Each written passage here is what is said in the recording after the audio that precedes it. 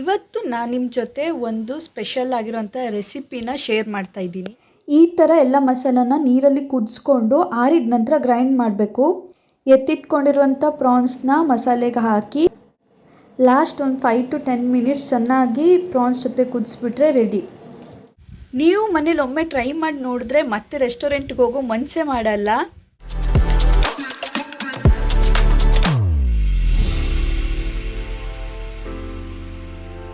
Hi, welcome back to my new journey channel. ನಾನು ನಿಮ್ಮ ಸ್ಫೂರ್ತಿ. ಇವತ್ತು ನಾನು ನಿಮ್ಮ ಜೊತೆ ಒಂದು ಸ್ಪೆಷಲ್ ಆಗಿರೋಂಥ ರೆಸಿಪಿನ ಶೇರ್ ಮಾಡ್ತಾ ಇದ್ದೀನಿ.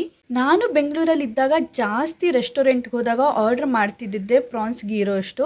ಅದಕ್ಕೆ ಕಾಸ್ಟ್ ಸ್ವಲ್ಪ ಜಾಸ್ತಿ, ಯಾಕಂದರೆ ಗೀಯಲ್ಲಿ ಮಾಡ್ತಾರಲ್ಲ ಅದಕ್ಕೆ ಸ್ವಲ್ಪ ಜಾಸ್ತಿನೇ ಹೇಳ್ತಾರೆ. ಅದನ್ನು ನಾವು ರೆಸ್ಟೋರೆಂಟ್ಗಳಲ್ಲಿ ಹೋಗಿ ತಿನ್ನೋದಕ್ಕಿಂತ ಮನೆಯಲ್ಲೇ ನಾವು ರೆಸ್ಟೋರೆಂಟ್ಗಿಂತ ಚೆನ್ನಾಗಿ ಮಾಡ್ಕೊಂಡು ತಿನ್ಬೋದು. ನಾನು ಹೇಗೆ ಅಂತ ಹೇಳ್ಕೊಡ್ತೀನಿ. ನಾನು ಯಾವ ಥರ ಹೇಳ್ಕೊಟ್ಟಿದ್ದೀನಿ ಅದೇ ಥರ ಮಾಡಿ ನೋಡಿ, ಒಮ್ಮೆ ತಿಂದು ನೋಡಿ, ಮತ್ತು ನೀವು ರೆಸ್ಟೋರೆಂಟ್ಗೆ ಹೋಗೋದೇ ಇಲ್ಲ. ಮೊದಲಿಗೆ ಪ್ರಾನ್ಸ್ನ ಕ್ಲೀನ್ ಮಾಡಿ ಉಪ್ಪು ಮತ್ತು ಸ್ವಲ್ಪ ಅರಿಶಿನ ಹಾಕಿ ಸೈಡಿಗೆ ಎತ್ತಿಟ್ಕೊಂಡಿದ್ದೆ.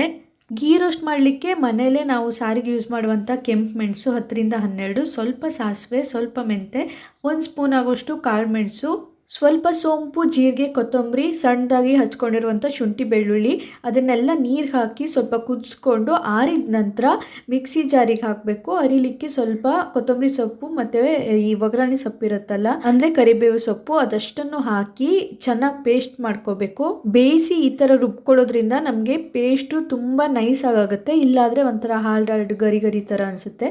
ಈ ಕಡೆ ಒಂದು ಬಾಣಲಿಗೆ ತುಪ್ಪ, ಸ್ವಲ್ಪ ಗೀ ರೋಸ್ಟ್ ಅಲ್ಲ, ತುಪ್ಪ ಜಾಸ್ತಿ ಹಾಕ್ಕೊಂಡು ಅದರಲ್ಲಿ ನೀವು ಎತ್ತಿಟ್ಕೊಂಡಿರುವಂಥ ಪ್ರಾನ್ಸ್ನ ಫುಲ್ ಬೇಯಿಸ್ಕೋಬೇಕು.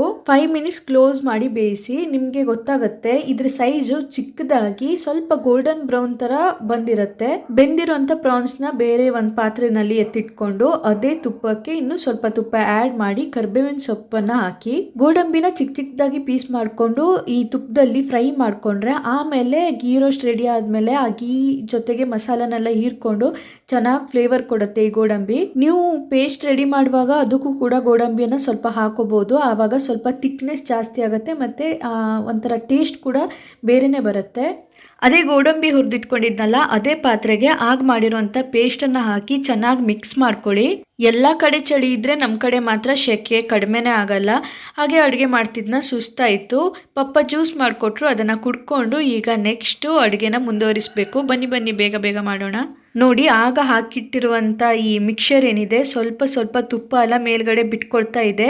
ಇದೇ ಥರ ಇನ್ನೂ ಜಾಸ್ತಿ ತುಪ್ಪ ಮೇಲ್ಗಡೆ ಬಿಟ್ಕೊಂಡು ಆಮೇಲೆ ಸ್ವಲ್ಪ ಕಲರ್ ಆಗ ಬೇರೆನೇ ಇತ್ತು, ಈಗ ಸ್ವಲ್ಪ ಬ್ರೌನ್ ಆಗಿ ಕನ್ವರ್ಟ್ ಆಗ್ತಾ ಇದೆ ಅಲ್ಲ, ಅದೇ ಥರ ಮತ್ತು ಕಲರ್ ಚೇಂಜ್ ಆಗಬೇಕು. ಅದರದ್ದು ಗ್ರೇವಿ ಥಿಕ್ನೆಸ್ ಬಂದು ಈ ಥರ ಕುದೀತಾ ಇರಬೇಕಾದ್ರೆ ನೀವು ಆವಾಗ ಸೈಡಿಗೆ ಎತ್ತಿಟ್ಕೊಂಡಿದ್ರಲ್ಲ ಪ್ರಾನ್ಸ್ನ, ಅದನ್ನು ಹಾಕಿ ಚೆನ್ನಾಗಿ ಒಂದು ಮಿಕ್ಸ್ ಕೊಡಿ.